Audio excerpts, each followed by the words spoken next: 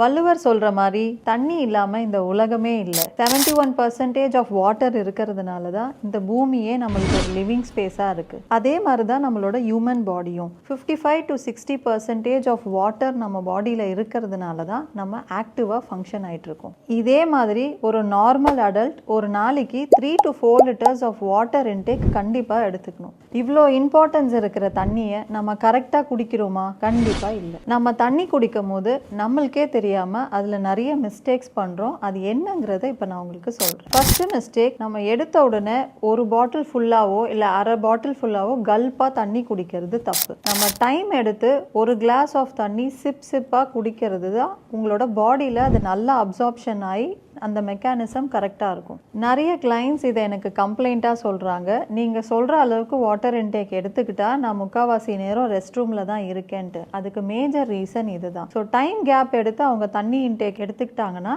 இந்த ப்ராப்ளமை அவங்க அவாய்ட் பண்ணலாம்.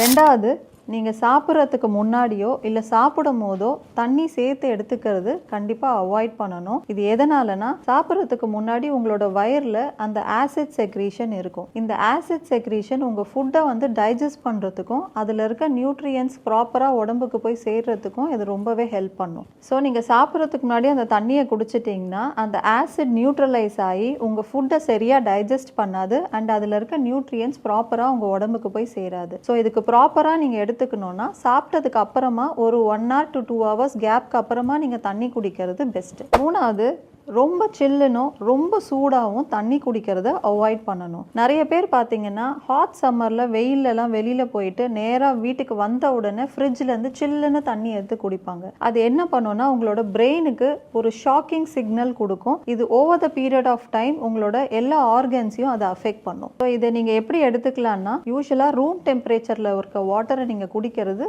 ரொம்ப அட்வைசபிள். ஸோ ஃபோர்த் பாயிண்ட் பார்த்தீங்கன்னா, நம்ம சென்னை சிட்டியில் இருக்கோம் இல்லை எந்த சிட்டியில் இருக்கவங்களோ மேஜராக இந்த கேன் வாட்டரை டிபெண்ட் பண்ணி தான் இருக்கும். ஸோ இந்த கேன் வாட்டருக்குன்னு ஒரு வேலிடிட்டி பீரியட் இருக்குது. பட் அதை யாருமே ஃபாலோ பண்ணுறதில்ல. பழைய கேனாக இருந்தாலும் அதுலேயே நம்ம தண்ணியை ரீஃபில் பண்ணி தான் யூஸ் பண்ணிட்டு இருக்கோம். ஸோ இது வந்து நம்மளோட கிளைமேட்டிக்கல் கண்டிஷனில் வெயிலில் மழையில் எல்லாத்துலேயுமே இருந்து அந்த தண்ணியை நம்ம யூஸ் பண்ணுறதுனால அது நம்மளுக்கே தெரியாமல் அதில் மைக்ரோ பிளாஸ்டிக்ஸ் கலந்து நம்ம அந்த பிளாஸ்டிக்கோடு தான் அந்த தண்ணியை குடிக்கிறோம். இது கண்டிப்பாக ஹெல்த் இஷ்யூஸில் தான் கொண்டு போய் விடும். கண்டிப்பாக இதை அவாய்ட் பண்ணுறது கொஞ்சம் கஷ்டம்தான். பட் அட்லீஸ்ட் சில வெண்டார்ஸ் வந்து புது கேன்ஸில் வாட்டர் சப்ளை பண்ணுறாங்க. அந்த மாதிரியாவது நீங்கள் செலக்ட் பண்ணி குடிச்சிங்கன்னா இதை ஓரளவுக்கு நீங்கள் அவாய்ட் பண்ணலாம். ஸோ நம்மளுக்கு பேசிக்காக ரெக்குவயர்மெண்ட் இருக்க தண்ணியை இந்த மிஸ்டேக்ஸ் எல்லாம் இல்லாமல் நீங்கள் ப்ராப்பராக எடுத்துக்கிட்டிங்கன்னா நம்ம ஹெல்த்தியாக லைஃப் ஸ்டைலை மெயின்டைன் பண்ணலாம்.